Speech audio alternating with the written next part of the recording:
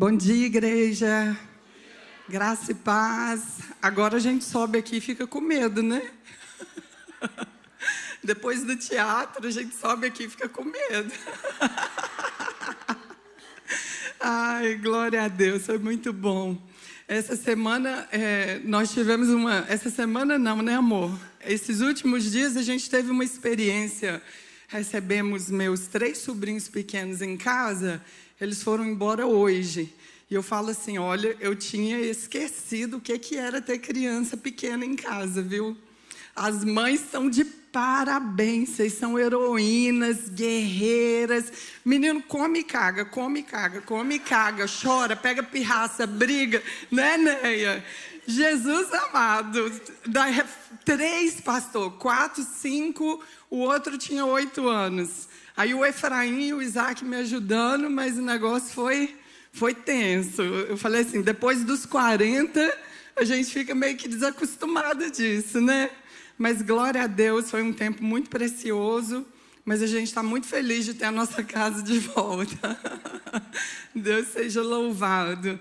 Amém? Estou muito feliz de estar aqui nessa manhã, de poder compartilhar um pouquinho daquilo que o Senhor tem trabalhado na minha própria vida.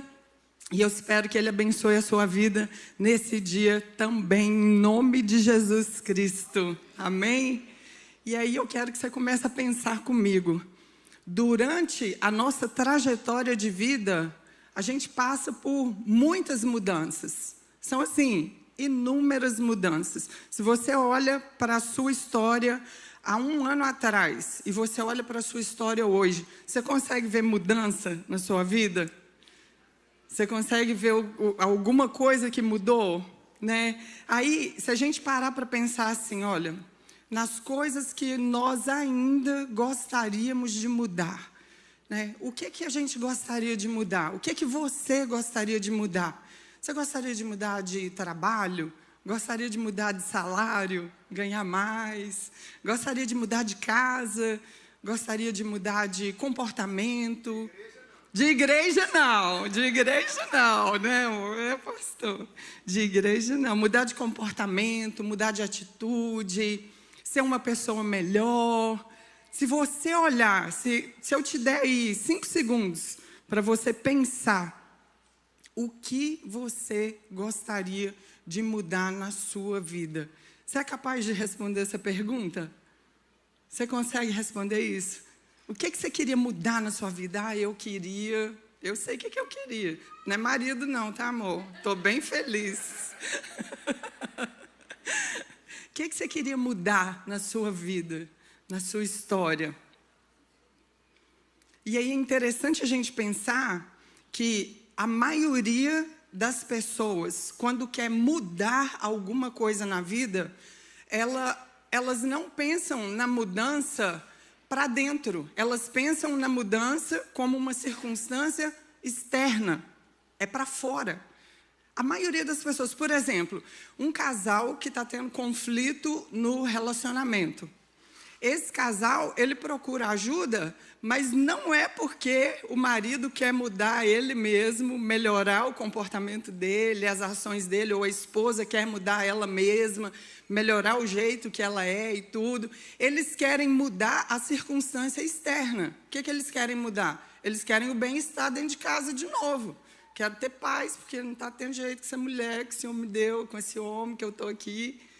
Então, não é para dentro, é para fora. Já viu as pessoas que, fora casos de saúde, mas as pessoas que procuram por tratamento estético, cirurgia plástica, elas querem mudar externamente. Quer mudar, a mudança é para fora.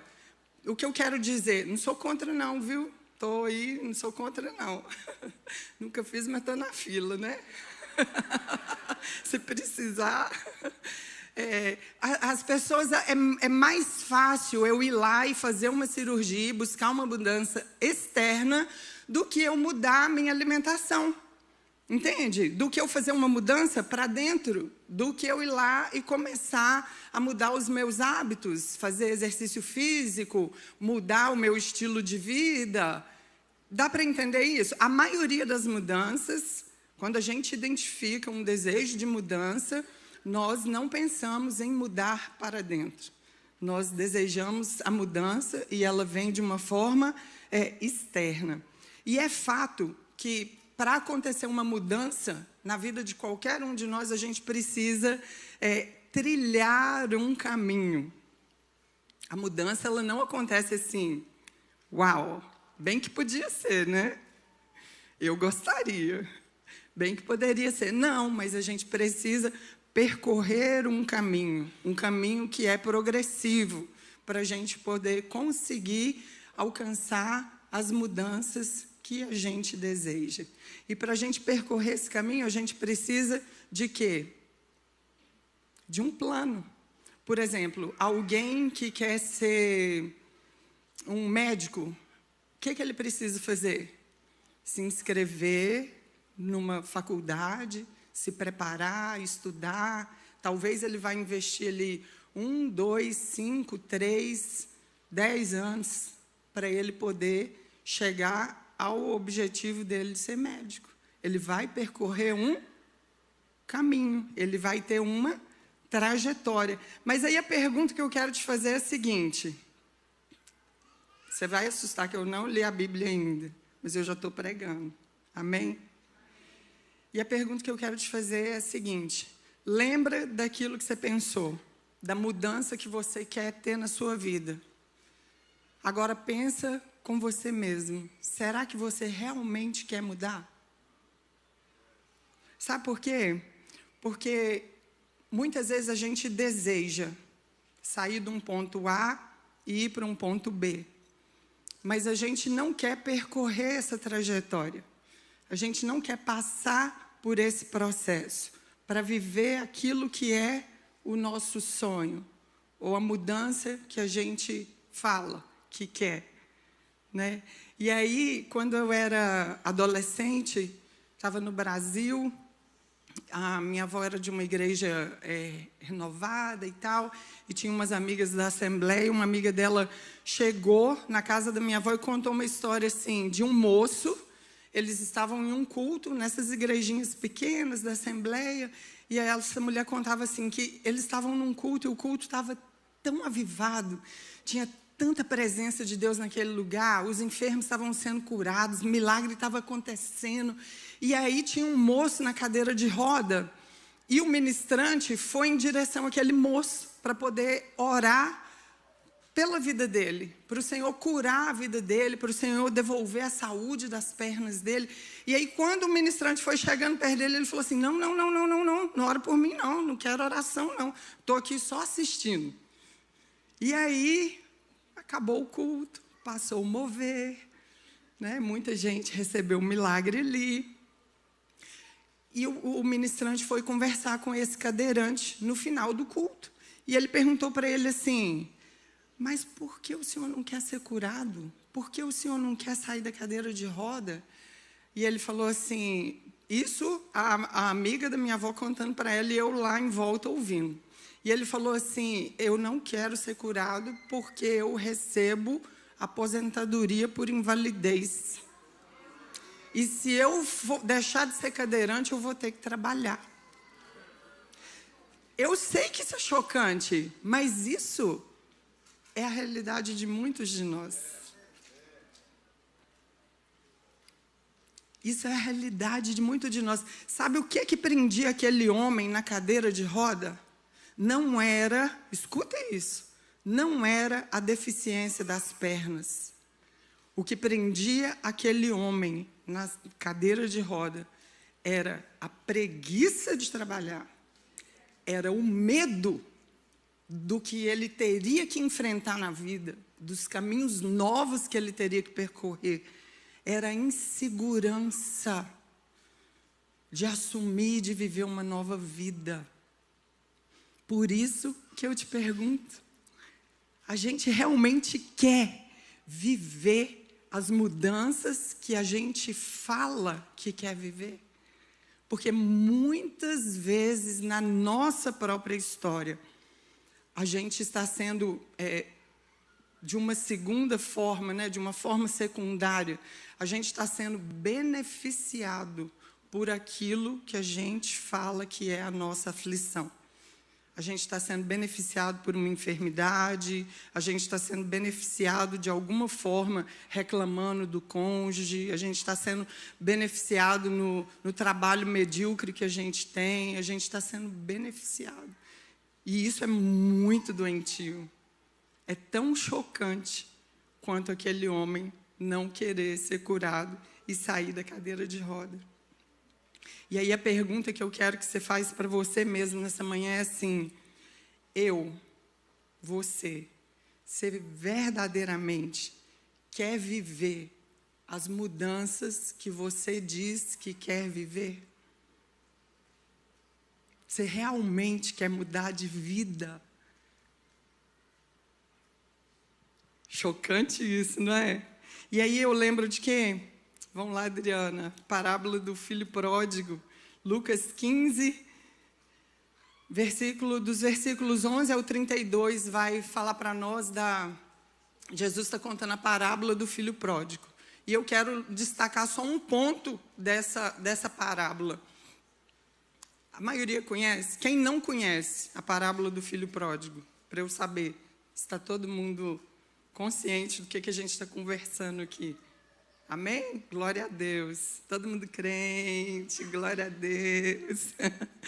Lucas 15, do 11 ao 32, vai falar a parábola do filho pródigo. E o versículo 17, lembra, né? O filho pródigo chegou, pediu herança do pai, o pai ainda estava vivo, ele quis pegar a parte dele, o pai entregou, e ele pegou tudo, foi embora, gastar do jeito que quis, viver a vida direcionado pelos impulsos carnais dele, pelos desejos da mente, do corpo, sem um domínio do Espírito, sem uma direção de Deus, quis viver do jeito que ele queria. Vão dizer na linguagem popular aí, me aceita do jeito que eu sou, que eu estou chegando. Ele não tinha senhor, ele era um rebelde. Né?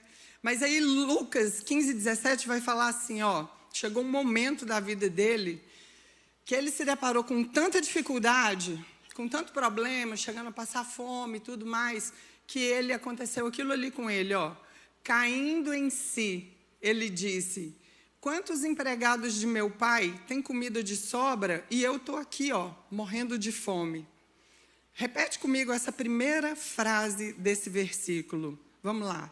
Caindo em si. Caindo em si.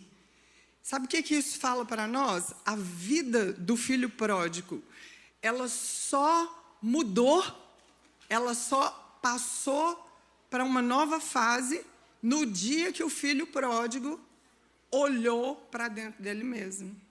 No dia que ele olhou para os desejos de mudança que ele tinha, para saber o que ele precisava fazer. Porque talvez enquanto ele estava na casa do pai dele, ele falava assim: que vida miserável que eu tenho, acordo 11 horas da manhã, já tem comida pronta, esse monte de servo aí trabalhando para o meu pai, tem boi no pasto, que vida ruim, que infeliz que eu sou, tem comida aqui, tem carro para andar, carroça, cavalo, mas que vida miserável. Porque concorda que ele era um cara que reclamava de barriga cheia?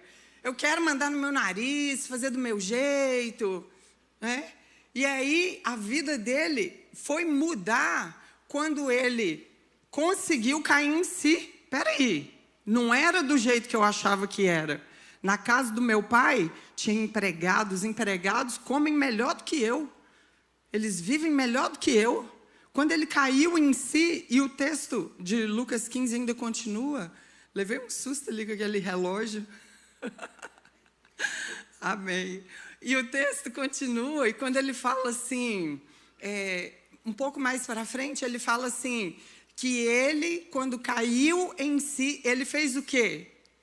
Ele reconheceu a humanidade dele. Ele reconheceu o quê? O pecado dele. Ele fala assim, eu pequei contra Deus e contra o meu pai. Eu vou voltar lá e eu vou pedir perdão. Muitos de nós, muitas vezes, para experimentarmos mudança, a gente precisa ir para essa posição de cair em si. Sabe por quê? Eu falo assim, esse negócio de cair em si, ele deveria ser para todos nós um exercício semanal. Ou melhor, ele deveria ser um exercício diário para todos nós. Porque a gente precisa, é como se você pegasse um espelho, entrar na frente de um espelho e olhar para você mesmo. E não é para você olhar sua aparência, né? Você vê que você está lá bonito, está nos 40, ainda está bem, está nos 50, está com saúde, né? Está cheio de cabelo. Não é só para isso, mas para você conseguir olhar além do que o espelho está te mostrando, para conseguir olhar para dentro de você. Porque quando a gente reconhece, escuta isso, quando a gente reconhece aquilo que nós somos, quem nós somos, é mais fácil da gente conseguir mudar. O filho pródigo, ele reconheceu o pecado dele. Eu posso dizer que ele reconheceu a falta de honra que ele tinha para com o pai, a mentira, a soberba, o orgulho. Ele reconheceu isso quando ele caiu em si. A gente precisa cair em si todos os dias, porque se a gente não vigiar, a gente peca. A gente peca. A gente peca contra o nosso próximo, a gente peca contra Deus, a gente ofende as pessoas, a gente peca até contra nós mesmos.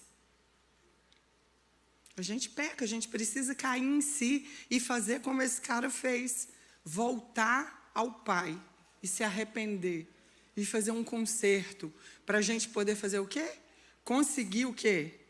Mudar de fase. Essa é uma reflexão daquilo que a gente precisa fazer. E isso é muito interessante. Por quê?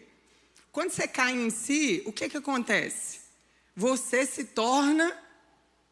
coloca numa posição, você se torna responsável pelas suas ações e atitudes.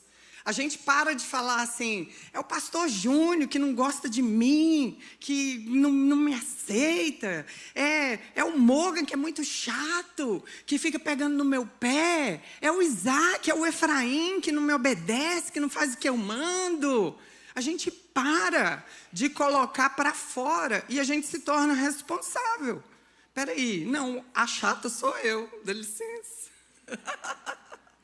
Sou eu que preciso mudar. A gente consegue olhar que não é sobre o outro. Não é sobre o outro. Não é sobre o outro, é sobre você mesmo. Quando a gente muda, as coisas ao nosso redor mudam. Olha, nós tivemos agora, eu tive lá na casa do meu irmão, eles moram na Pensilvânia e tudo mais. É um divórcio, traição, muita coisa. Estou falando que é da minha família, então eu posso falar, né? Não se escandalize. Muito problema, muita coisa ruim. E aí eu tive notícia de uma outra situação no Brasil também, da família, muita coisa ruim. E aí eu estava conversando mais o Morgan, e eu estava falando assim, amor, aqueles lá sou eu. Eu sou aquilo lá. Sabe por que eu estou vivendo o que eu vivo hoje? Uma família estruturada, conquistando, lutando, semeando, uma vida diferente. Sabe por que eu vivo isso aqui? Porque Jesus entrou na minha história e mudou a minha vida. Porque era para eu ser aquilo lá, ó. Era para eu estar com meus filhos aí também, ó. Glória a Deus. É assim que o Senhor faz na nossa história. É isso que Ele tem para a gente, novidade de vida. Era para os meus filhos estar aí também, largado na mão de babá o dia todo, sem ter ensinamento de nada. Era para estar desse jeito também. Ser esses meninos doidos. Era para ser isso. Mas não é, porque no dia que Jesus entra na nossa vida, Ele escreve uma nova história para a gente. Ele muda e aí a gente consegue olhar e contemplar e glorificar o nome do Senhor por tudo aquilo que Ele tem feito. Teve uma vez que um pastor lá da minha cidade, o pastor Júnior falou que tem alguém de Mantena aqui. Eu nasci lá em Mantena. Aí o pastor Hélio Correia, lembra dele? Quem é o mantenense? Ah lá, ó, conterrâneo, nasci lá em Mantena. Bem-vindo, irmão. Deus te abençoe. Pastor Hélio, que bênção. Pastor Hélio pregou na nossa igreja no culto de quarta-feira. e ele conhece a minha família. E aí o pastor Hélio, quando ele me viu lá, né, ele virou e falou assim, menina, o que aconteceu com sua vida? Eu falei, Jesus, pastor, porque ele conhece de onde eu vim. Ele sabe o meu povo, como é que é. E que Deus alcance a vida deles também, porque a graça é para todo mundo que quer, né? Então, aí ele falou assim, menina, o que houve com a sua vida? O que aconteceu com você? Eu falei, pastor, é Jesus, glória a Deus. Né? Então, é assim que acontece. Jesus entra na nossa história e ele faz as mudanças na nossa vida. Mas a gente precisa ser responsável. A gente precisa sair dessa posição de apontar o dedo e culpar o outro. Olha, eu podia culpar minha mãe por N problemas, eu podia culpar o meu pai por N razões, minha sogra, né, amor? Pode falar? Oh, Jesus! Podia culpar meu marido, podia culpar tanta gente, mas a nossa vida só vai mudar no dia que a gente entrar nessa posição de puxar para a gente. A responsabilidade é nossa, quem pode melhorar sou eu. Eu não vou melhorar meu esposo, até que depois melhoro, depois comida, né, e tudo mais. Mas antes não, quem muda sou eu. Eu mudo. E as circunstâncias ao redor mudam também. E as pessoas ao redor mudam também. Eu me relaciono com Deus e me apego à palavra dEle. E tomo posse de tudo que Ele tem para a minha vida. E aí Ele, em compromisso com a palavra dEle, cumpre tudo aquilo que Ele declarou na palavra sobre mim. Eu mudo, eu não preciso que meu esposo mude para eu mudar. E meu marido é até muito melhor que eu, diga-se de passagem, tá? Só para ficar registrado. Eu não preciso que alguém mude para eu mudar. Autorresponsabilidade. Chama para você. Porque tá lá, ó, Apocalipse. Eu já misturei tudo, mas glória a Deus, vai dar tudo certo. Apocalipse 1:6, se eu não me engano, Adriana. Vai falar assim, ó, que o Senhor nos fez. Aí, é isso mesmo. Falei 1:6. Ele nos constituiu reino e sacerdotes. O Senhor nos fez reis e sacerdotes para Deus Pai. Escuta, quem reclama muito é menininho de 4 anos, igual meu sobrinho estava lá em casa. Chora, briga por qualquer coisa, reclama qualquer coisa. Adulto sabe conversar, sabe resolver problema. Adulto, e nós que somos cristãos, nós somos reis e nós somos sacerdotes. Nós não somos meninos mais. Nós, reis e sacerdotes têm o quê? Reinado. Sacerdotes têm responsabilidade. Tem um outro texto que, ainda lá em Apocalipse, acho que é 1:16 agora, que ele vai falar assim, ó, que ele é, a parte final do versículo, Apocalipse 1:16, que ele é, o Senhor, ele é Rei dos reis e Senhor dos senhores. Tem gente que vai passar a vida toda só igual meu sobrinho. Tia, eu quero comer. Tia, eu quero comer. Eu não aguentava mais fazer comida. Tia, eu quero comer. Tia, eu quero comer. Tia, eu quero comer. Vai passar só a vida toda pedindo. Vamos entender o jogo de Deus? Vamos entender o plano do reino? Vamos. Eu não estou falando que é errado pedir, não. Que a gente nunca vai deixar de ser child of God. A gente nunca vai deixar de ser criança do Senhor. Não é isso. Mas a gente precisa ter responsabilidade. A gente precisa entender que Ele nos chama para reinar com Ele, para ter autoridade no mundo espiritual. Entender que dentro da sua casa, homem, você é o sacerdote ali. Você tem autoridade ali sobre a vida da sua esposa, sobre a vida dos seus filhos. Você entender, mulher, que você tem um papel de autoridade no seu lar. Você vai ficar só reclamando daquele homem, reclamando. Ah, eu vou falar igual o pastor, gente, ó, ninguém aguenta. Ninguém aguenta reclamação, não, gente. É muito chato. É muito ruim. Fala igual o Morgan fala, prosa ruim. Ninguém aguenta reclamação, né? Aí eu falo assim, ó, será que o problema que você vive hoje é realmente os seus filhos que não querem se relacionar com você? Ou será que você é um pai tão ditador, tão chato, tão mandão, que não aceita seus filhos do jeito que eles são, que quer mudar as pessoas na marra, que o seu filho não tem como nem se aproximar de você? Tão estúpido, tão ignorante, não ouve. Você não vai mudar seu filho, você tem que aceitar ele do jeito que ele é. Sorry. Você tem que aceitar, ele é um indivíduo diferente de você, apesar de ter nascido de você, né? É diferente, você tem que aceitar. Você vai ter que aprender a amar ele do jeito que ele é. E aí, será que lá no seu trabalho as coisas estão dando ruim? Está dando errado? Está indo mal? Porque você nunca tem uma oportunidade, que você é um cara tão bom, você é uma mulher tão legal, e está tudo dando errado? Ou será que você está tendo algum problema em resolver, em mover, em ter responsabilidades para poder mudar?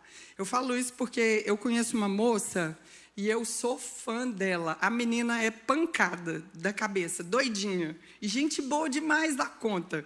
Como eu amo a vida dela. E ela é muito corajosa. Pastor Júnior, ela não dirige, ela não fala inglês e ela já tem um schedule, assim, de mais de... Quantas casas ela deve ter, amor? Ela tem muita casa, trabalha a semana inteira. Sabe como ela vai trabalhar? De Uber. Ela vai trabalhar de Uber. E o schedule dela está só crescendo, ó. E a bichinha vai feliz. Sabe o que aconteceu com essa moça? Diferente daquele homem lá da cadeira de roda, ela escolheu mudar. Ela cansou de reclamar de que ela trabalhava para os outros. Eu limpo 5 casas no dia, chego em casa muito cansado, ganha só $120 por dia, e não sei o quê. Ela resolveu parar de reclamar e fazer alguma coisa. Ela resolveu assumir a responsabilidade do trabalho dela e se mover. Trabalha todo dia, você não acha ela disponível. Vai de Uber, não fala inglês. Pensa, você pode se mover de onde você está. Que todo medo que talvez foi lançado sobre a sua vida, que toda insegurança, talvez você está travado porque você recebeu muitas palavras de desencorajamento, de desvalorização, de que você não era capaz, de que você não ia dar em nada, de que você não ia conseguir. Talvez o ambiente onde você cresceu te tratou muito mal. E não é nem culpa dos seus cuidadores ou de quem te criou. Eles também não sabiam o que eles estavam fazendo. Com certeza, eles estavam fazendo o melhor que eles poderiam fazer. Mas que toda palavra que te trava, que toda palavra que te traz insegurança, que te traz medo de entrar numa loja e falar inglês, que te traz medo de dirigir, que te traz travamento nas mudanças que você quer viver, que ela caia por terra em nome de Jesus Cristo. No nome de Jesus Cristo. Sabe por que eu falo isso? Porque nós somos chamados para crescer até o último dia da nossa vida. Efésios 4, 13 e 15 vai falar assim, ó.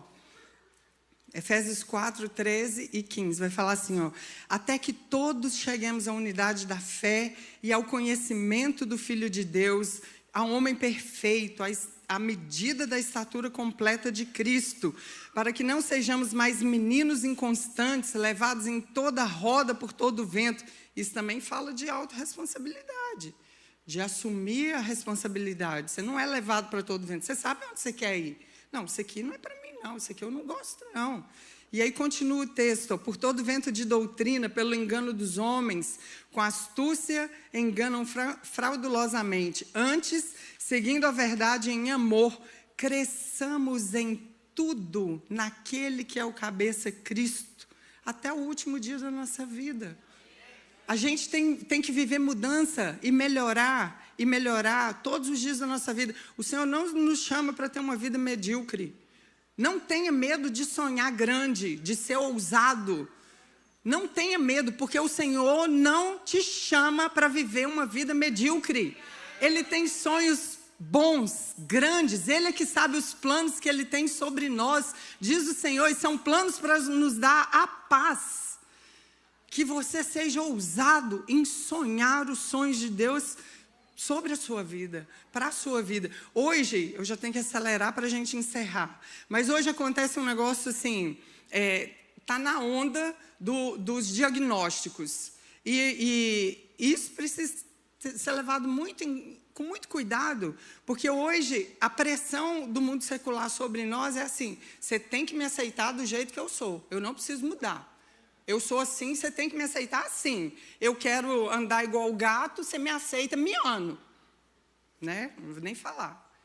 Eu quero fazer isso, você me aceita assim. Não fala que eu tenho que mudar, que está errado. Ué, a palavra de Deus fala para a gente ir crescendo e aprendendo até o último dia da nossa vida, e aí, né, vem esse caos que a gente está vivendo aí. Por que eu estou te falando isso? Porque você precisa abrir seu olho. Hoje em dia, acontece muitos diagnósticos que têm limitados pessoas e pessoas queridas. Eu já encontrei pessoas muito próximas a mim falando isso. A pessoa fala assim hoje: e me entenda, não estou menosprezando a dor e o diagnóstico e nada de ninguém, mas eu já encontrei com amigos queridos próximos que viram e falam assim: ah, eu tenho TDAH.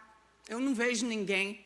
E isso está virando uma desculpa especificamente na vida dessa pessoa para ela ser um sem educação e passar em cima dos outros. Ah, eu sou hiperativo, eu não sei o quê. Tipo assim, peraí, você não vai mudar? Porque eu aprendi assim, se a pessoa falar, você tem dislexia, você tem dificuldade de aprender.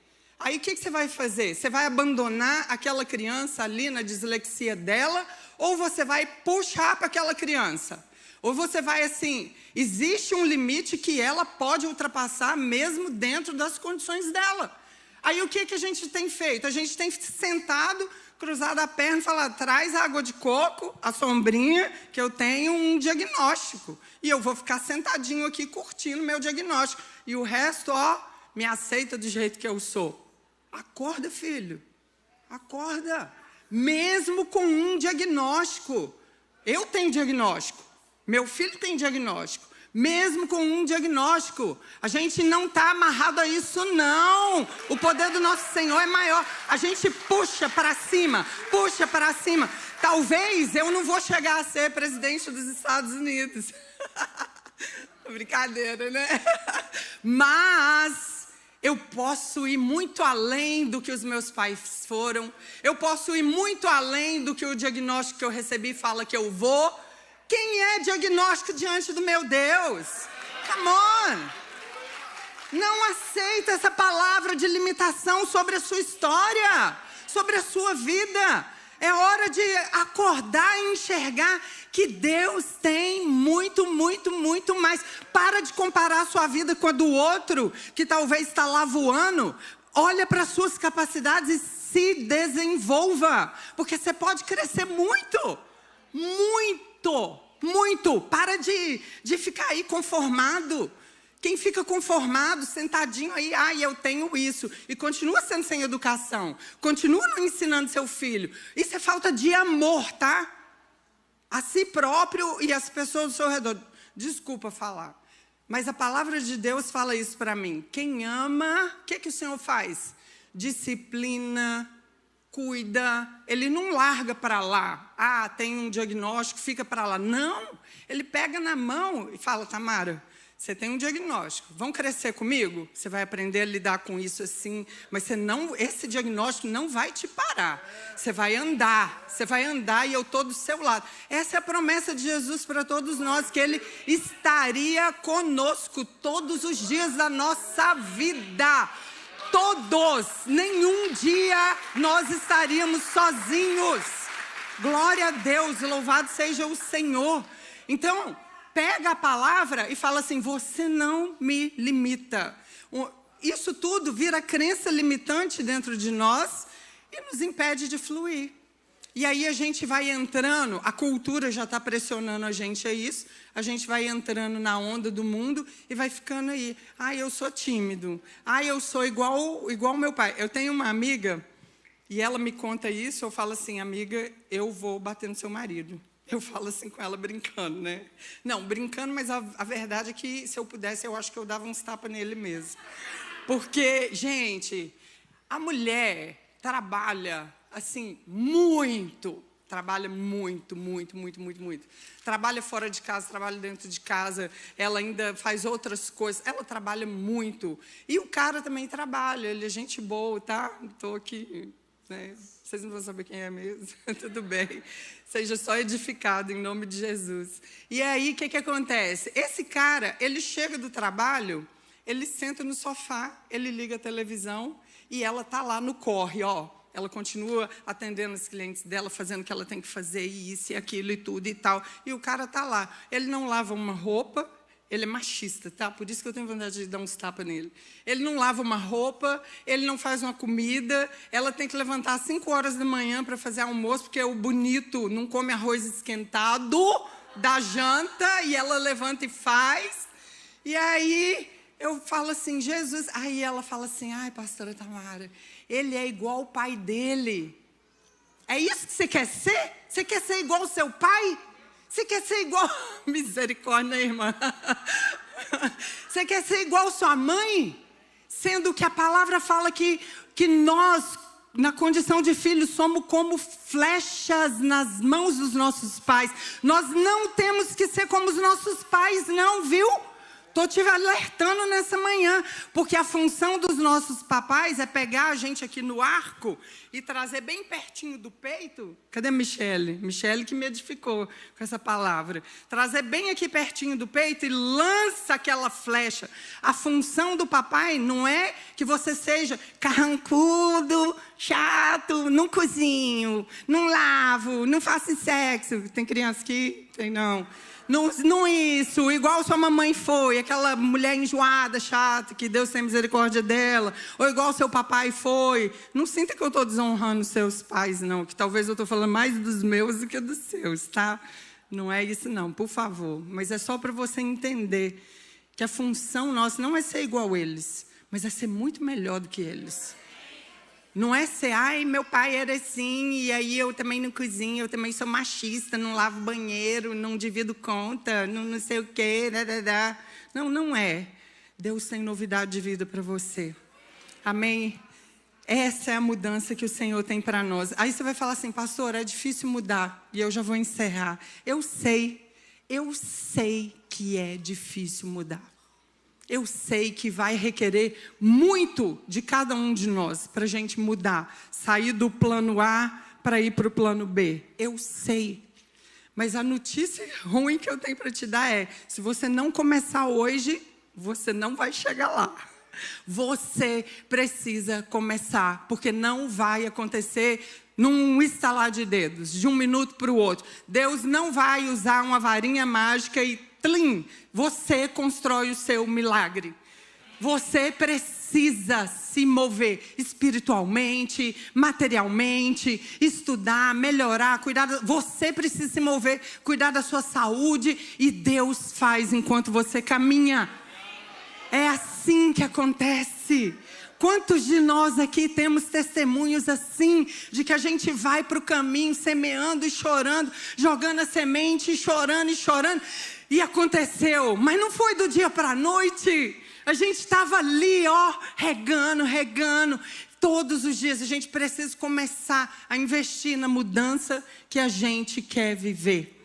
Nós precisamos. E a boa notícia que eu tenho para te dar é que o Evangelho do Senhor, Ele é a própria boa notícia.